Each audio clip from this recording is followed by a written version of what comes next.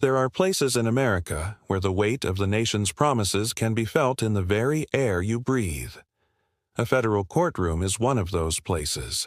It is a cathedral of consequence, a chamber built of polished mahogany and cold, unyielding marble, where the lives of individuals and the futures of industries are decided not by popular opinion, but by the brutal, clarifying force of the law. The silence here is different. It is not an absence of sound, but a presence, a heavy, sacred quiet that demands respect, a silence thick with the ghosts of past verdicts and the immense potential of the one to come. On the wall, the American flag hangs silent and still, a constant, stoic observer of the dramas that unfold beneath it. And at the heart of this solemn theater sits a man who seems carved from the same stone as the building itself. Judge Richard Leon. He is not merely a judge, he is a Washington, D.C. institution.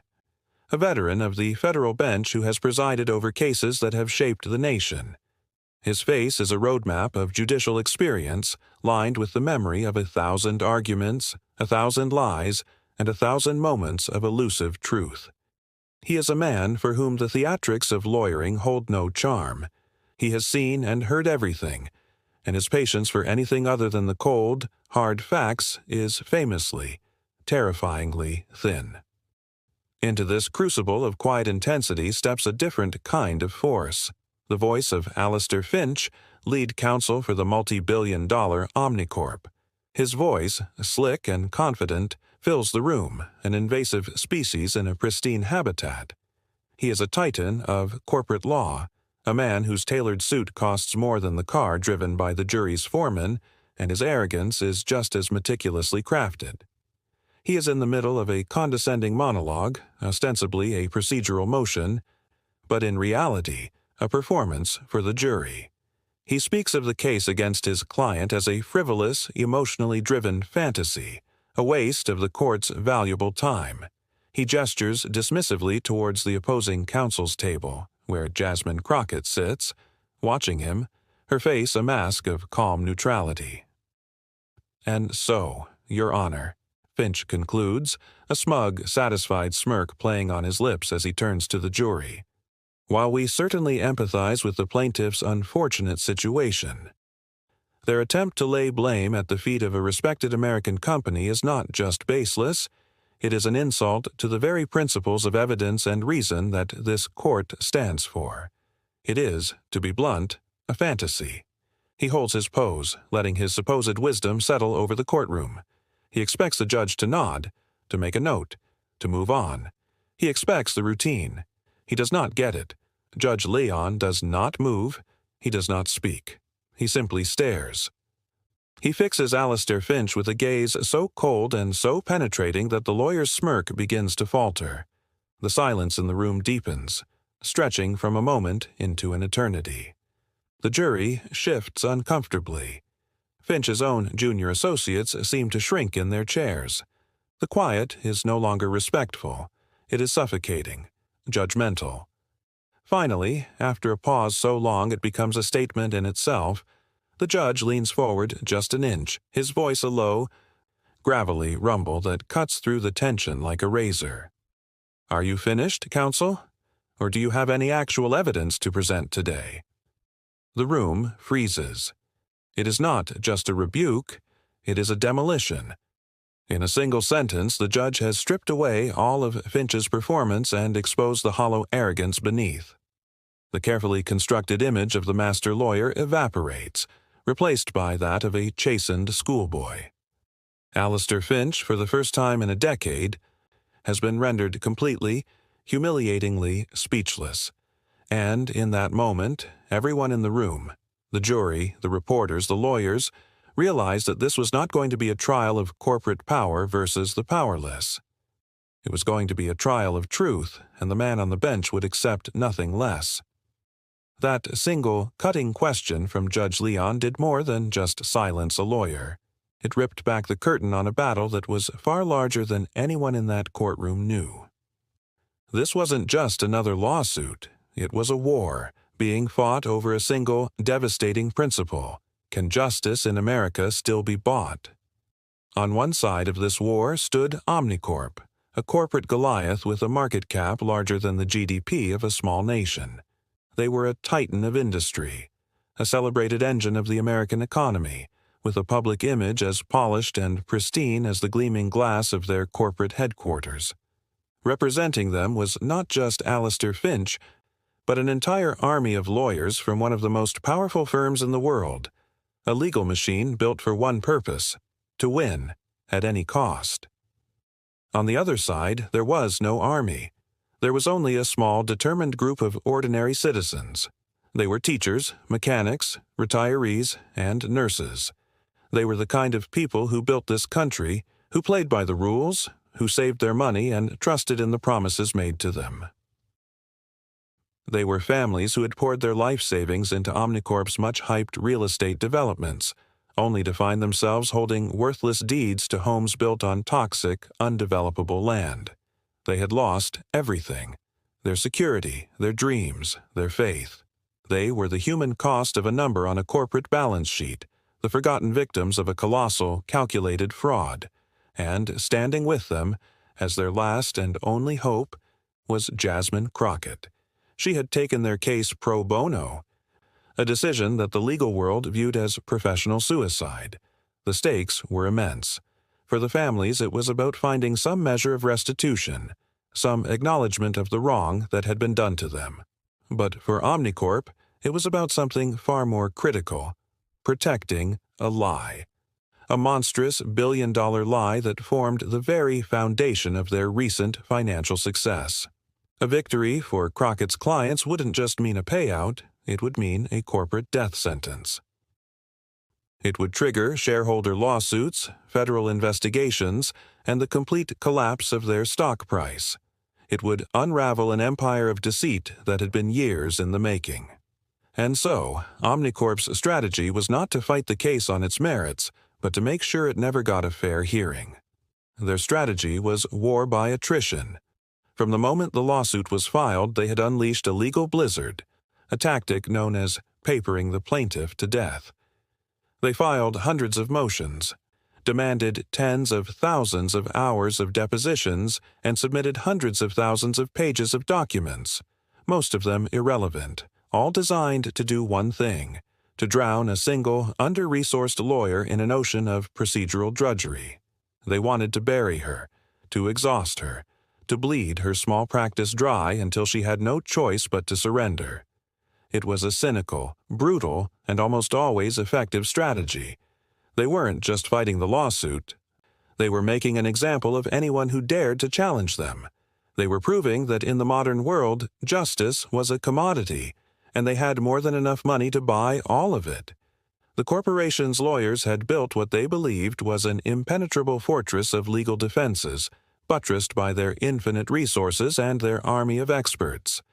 They had anticipated every argument, every angle, every possible line of attack. What they had not anticipated was the character of their opponent. They failed to realize that Jasmine Crockett wasn't just looking for a weakness in their fortress. She was looking for the one single key that would unlock the whole thing and bring it crumbling down. And in a dusty archive box, mislabeled and forgotten, she was about to find it. To understand the sheer, unmitigated arrogance of Omnicorp, you must first understand the man they chose to be their sword and their shield: Alistair Finch. Finch was not just a lawyer, he was a legend in the dark arts of corporate defense.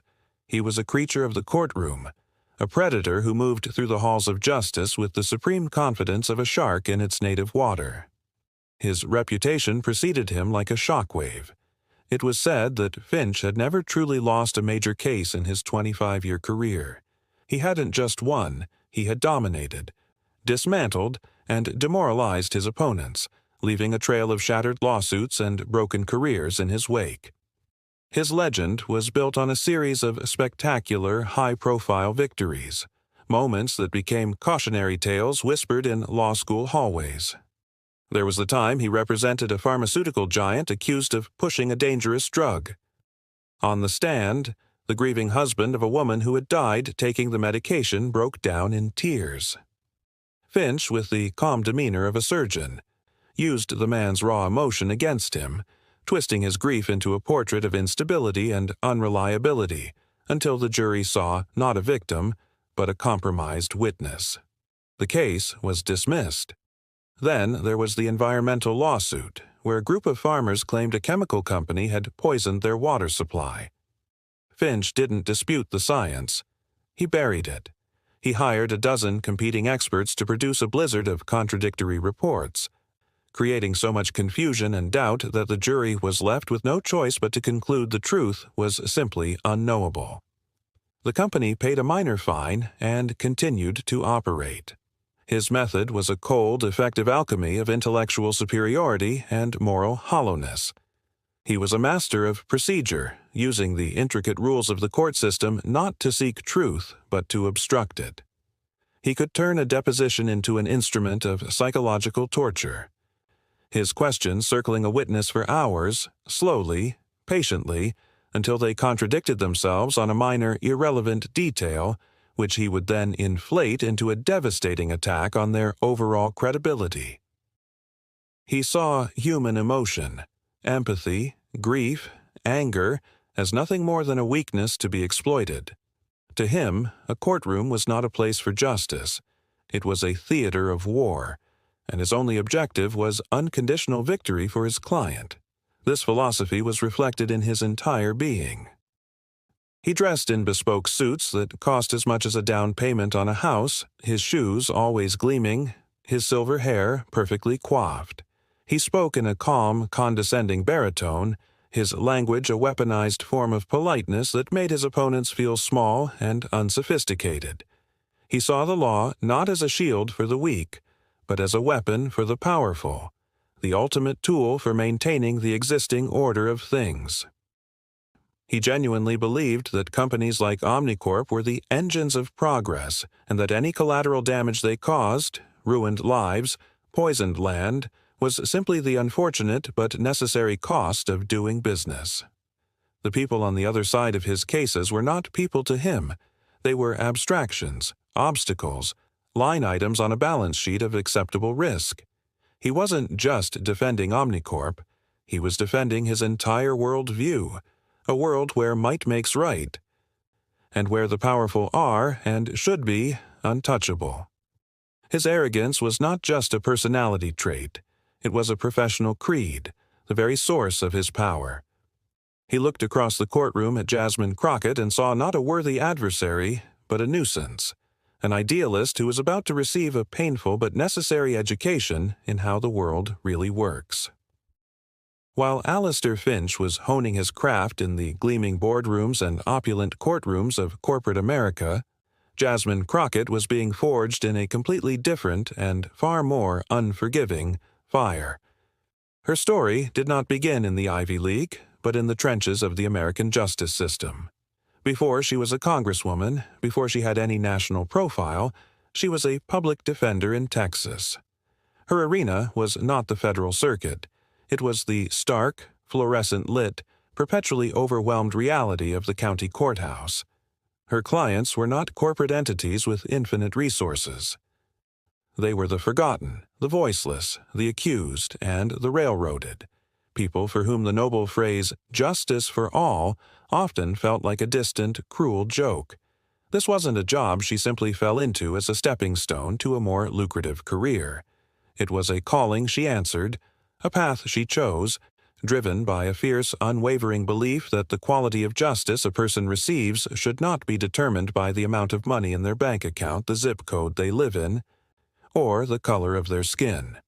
For years, she stood as the last line of defense between an individual and the crushing, immense power of a system that is often built to chew them up and spit them out.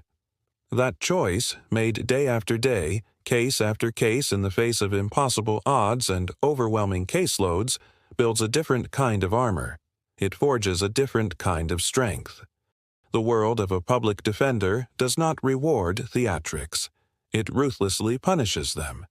It's a world of impossibly long nights and sacrificed weekends spent poring over thousands upon thousands of pages of discovery, your eyes burning as you search for the one small inconsistency, the one overlooked legal precedent, the one thread of exculpatory evidence that could mean the difference between a life of freedom and a life in a cage.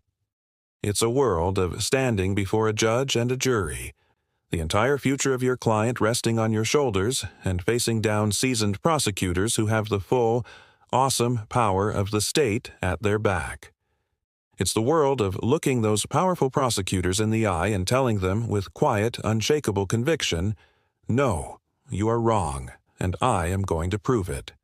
The bullies she faced in those courtrooms were not the performative kind. They were cold, methodical professionals seeking maximum sentences, backed by the full authority of the government. In that world, the rules of engagement are the polar opposite of Alistair Finch's. Shouting gets you nowhere.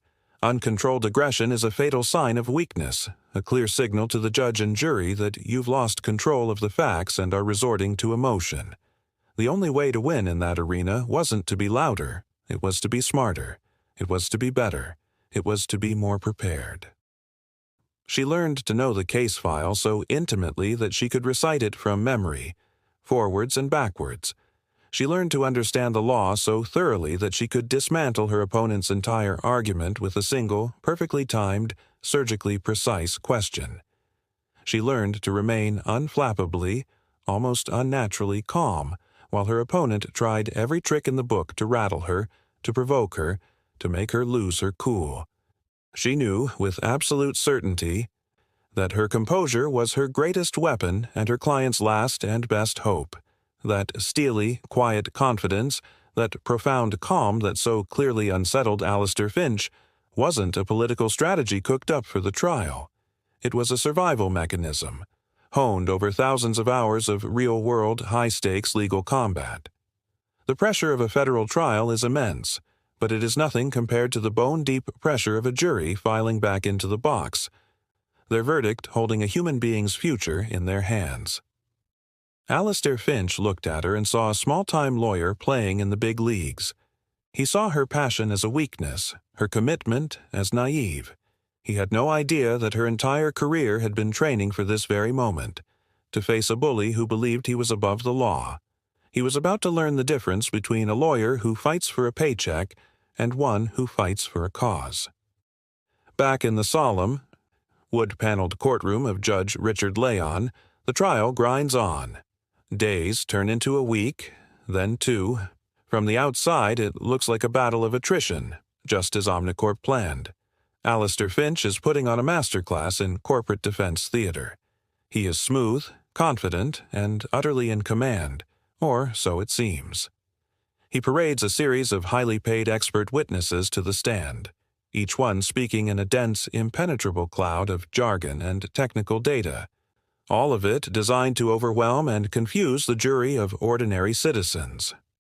He presents a mountain of documents, charts, and graphs, creating the illusion of overwhelming evidence. His objections are constant, strategic interruptions designed to break his opponent's rhythm and signal to the jury that her questions are improper and irrelevant. With every passing day, his arrogance grows. He smirks at Crockett during sidebars. He addresses her with a condescending, patronizing tone. He treats her as a minor annoyance, a procedural hurdle to be cleared on his inevitable march to victory. He is performing the part of the invincible lawyer, a man so confident in his case that he can afford to be magnanimous in his contempt. He believes he is winning. He is wrong. Because while Finch is playing to the cameras, Jasmine Crockett is playing for the record. She remains a portrait of unshakable poise. She does not object to his theatrics. She does not rise to his bait. She simply watches, listens, and takes notes on her yellow legal pad. When it is her turn to cross-examine Finch's expert witnesses, she doesn't engage in grand, dramatic confrontations. Her approach is different. It is quiet, methodical, and surgically precise. Her questions are simple, almost deceptively so. She asks a geologist about soil composition. She asks an accountant about a specific accounting principle. She asks a chemical engineer to define a single technical term. To Finch, these questions seem amateurish, a sign of weakness. He rolls his eyes, sighs theatrically. What he fails to see is that Crockett isn't trying to win a debate with these experts. She is using them. With each simple, factual question, she is methodically laying a single, small brick in a wall of evidence that only she can see. She is not building an argument. She is laying a trap. One small, seemingly insignificant, and verifiably true piece at a time. The jury, initially impressed by Finch's experts, starts to shift. They begin to lean in whenever the quiet lawyer from Texas stands up. They sense that something is happening beneath the surface, that her simple questions carry more weight than Finch's elaborate performances. Even Judge Leon's demeanor changes. The stern, impatient judge who began the trial has become a keen observer. He watches Crockett with a look of intense, analytical interest. He begins to overrule Finch's constant objections with a sharp, almost irritated flick of his hand, sometimes before Finch can even finish his sentence. A new tension is building in the room, a subtle but undeniable shift in the currents of power. The air grows thick with anticipation. Alistair Finch, blinded by his own arrogance, is the only one who cannot feel it. He thought he was winning. He thought her quiet questions were a sign of weakness. What he didn't realize was that with every answer his witnesses gave, another bar of the cage was locking into place. The door was about to slam shut. The moment arrives on a quiet Tuesday afternoon. The air in the courtroom is stale, the energy low.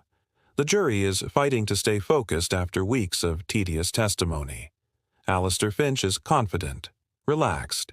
He believes the trial is all but over. All that remains is the formality of a verdict. He calls his final star witness to the stand, Mr. Courtroom Davies, the chief operating officer of Omnicorp, the man who personally oversaw the real estate division at the heart of the lawsuit. Davies is the picture of corporate respectability, silver-haired, well-spoken, and radiating an aura of calm authority. He delivers his testimony flawlessly, painting a picture of Omnicorp as a diligent, responsible company that was the victim of unforeseeable geological events. Finch concludes his direct examination with a flourish, looking to the jury as if to say, "Case closed." Then he turns to Crockett. "Your witness," he says with a dismissive wave of his hand. Jasmine Crockett rises. The room seems to inhale with her.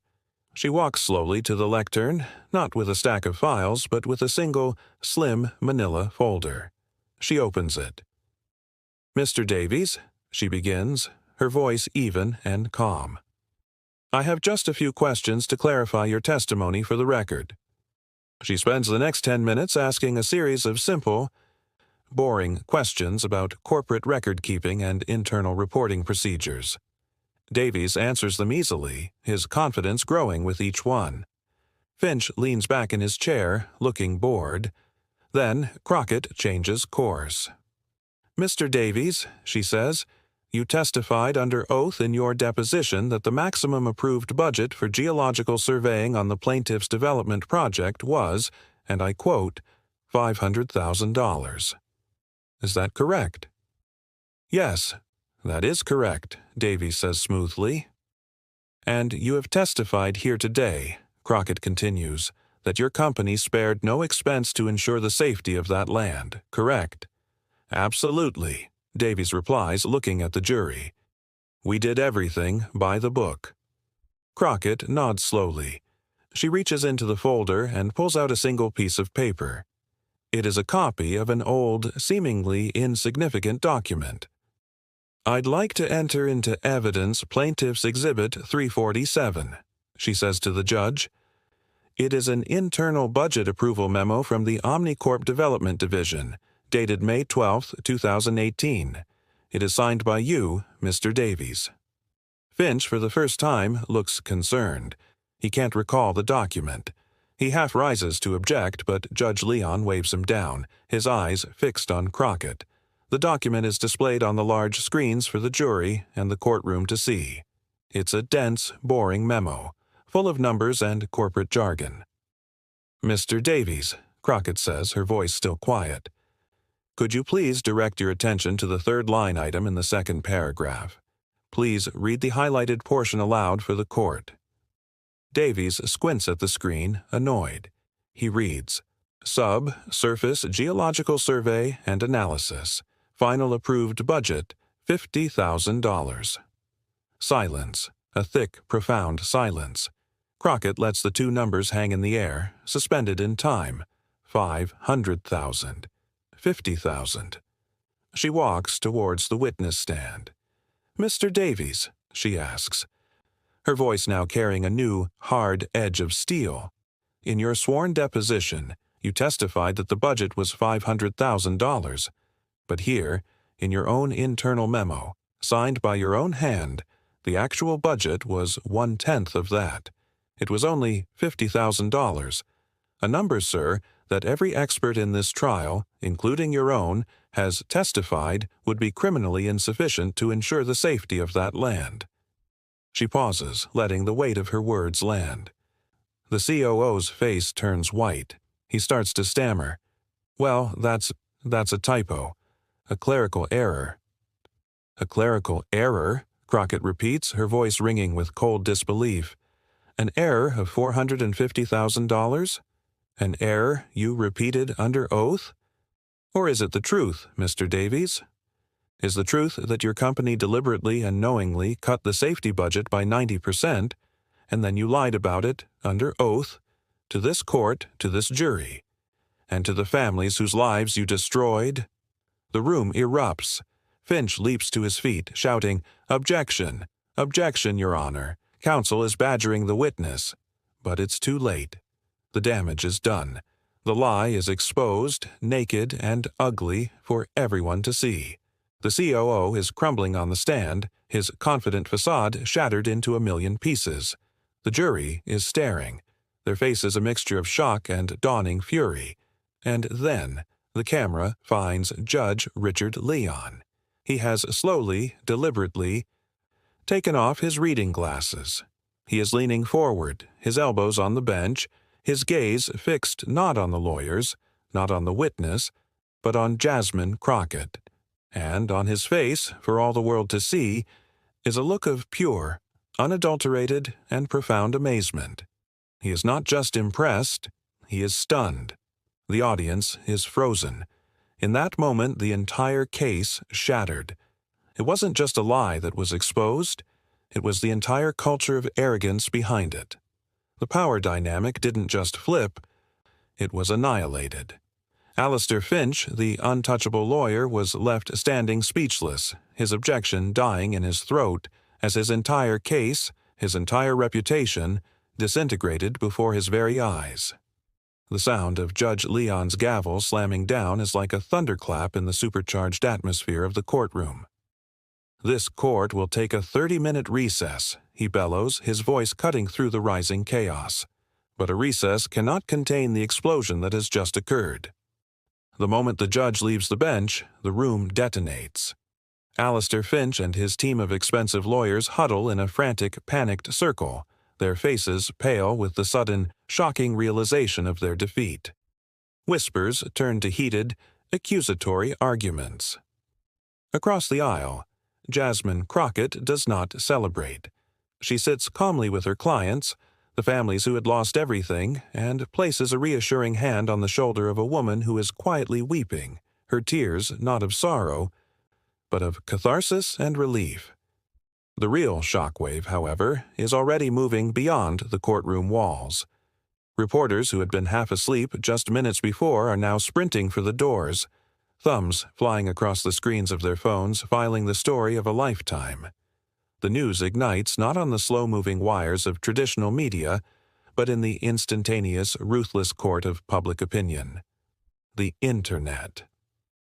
Legal bloggers and journalists who were in the room live-tweet the jaw-dropping moment, their posts spreading like wildfire. Unbelievable scene in Leon's courtroom, one tweet reads. Crockett just caught Omnicorp's COO in a massive lie with a single document. Finch's team is in total meltdown. You could hear a pin drop. Within an hour, the hashtag #Crockett exposes fraud is trending nationally. It's not a political story. It's a human one, a courtroom drama more compelling than any television show. The social validation layer is immediate and overwhelming. Law students across the country share the story in their group chats. I need a 10-page breakdown of this cross-examination now. This is a masterclass. Everyday people, tired of feeling powerless against massive corporations, see a hero. Finally, one viral post reads, "Someone is fighting for us." God bless Jasmine Crockett. Memes erupt. The COO's panicked face next to the phrase, "clerical error." Crockett's calm demeanor captioned with, "the face you make when you know you've already won." Then comes the second wave, the formal validation of the experts. Legal analysts on cable news, who had been predicting an easy win for Omnicorp, are forced to change their tune. They appear on air, their faces lit with professional admiration, breaking down Crockett's strategy frame by meticulous frame. What you just witnessed was not a lucky gotcha moment, one former federal prosecutor explains to a primetime audience, her voice full of respect. That was the result of thousands of hours of preparation. She didn't just find a needle in a haystack, she built the magnet that pulled it out. This was a surgical procedure, and Representative Crockett had the scalpel. Seasoned commentators speak of her grace under fire, her masterclass in legal strategy. The narrative is cemented in the public consciousness. This wasn't a lucky punch, it was the inevitable, predictable result of a prepared mind meeting a hollow suit. The headlines write themselves: how a single memo demolished a corporate giant, a public defender's masterpiece, and the takedown heard round the world. Before the jury had even begun to deliberate, a verdict had already been rendered in the minds of the public. The untouchable had been touched. The invincible had been defeated. And it was all because one lawyer had done the hard, quiet work of finding the truth. When the trial reconvenes for closing arguments, the atmosphere in the courtroom is transformed. The arrogance and tension are gone, replaced by a quiet, somber sense of gravity. Alistair Finch delivers his closing argument first. The swagger is gone. The condescension has evaporated.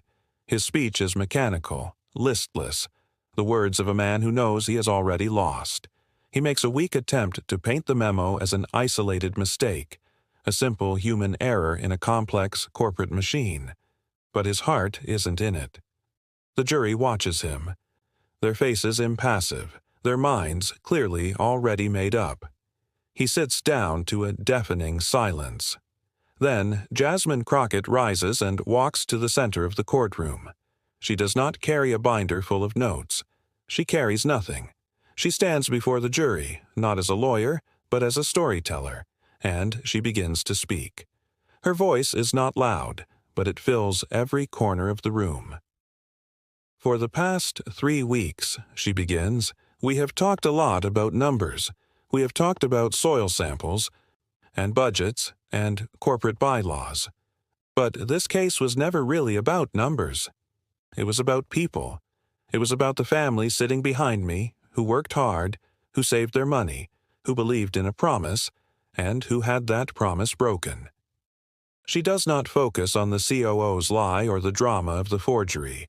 She reframes the entire trial into a single, powerful moral lesson. She holds up the memo, the single piece of paper that changed everything.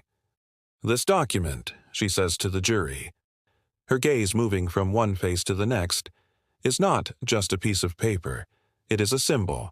It is a symbol of a culture that believes small acts of dishonesty don't matter. A culture that believes if you are powerful enough, the rules don't apply to you. A culture that believes profit is more important than people. This piece of paper represents a choice between the easy path of deception and the hard, difficult path of truth." She turns her attention from the document to the jury themselves. "Mr. Finch and his client want you to believe that what happened here was a mistake, an oversight, but it wasn't a mistake. It was a decision. They decided to cut corners on safety to save money. They decided to hide that fact, and they decided to lie about it, hoping you wouldn't be smart enough or diligent enough to notice. They underestimated you. Her voice builds, not in volume, but in passion, in conviction. In our country, we have a beautiful idea. We call it justice. But justice is not a word in a law book. It is not something that is handed down from on high. Justice is a verb. It is an action. It is the hard work of paying attention. It is the courage to see the truth, even when it is ugly. And it is the profound responsibility of holding power accountable. That responsibility does not belong to me or to the judge. Today, it belongs to you. This case was never about one forged document. It was about restoring faith. Your verdict today will send a message that will be heard far beyond this courtroom. It will tell the world whether truth still matters. It will tell every corporation whether they are still accountable to the people. Today, you have the power to make justice an action. You have the power to choose. She finishes, and for a moment there is only silence. She has not just presented a case. She has presented a moral challenge, and in the tear-filled eyes of the jury, it is clear that they have accepted it, and so the verdict is in. The case is closed. A seasoned federal judge, a man who has seen it all, was left amazed. An entire courtroom was frozen, not by shouting, not by insults, not by theatrics, but by the quiet, unshakable power of a single, undeniable fact. Jasmine Crockett didn't just win a lawsuit against one of the most powerful corporations in the world. She delivered a profound and unforgettable lesson in what true strength looks like. She proved that the politics of aggression and the arrogance of corporate power, styles that have dominated our world for so long, both have a fatal, hollow core. They are a house of cards that collapses the moment they are met with the quiet, unshakable force of meticulous preparation and unwavering integrity.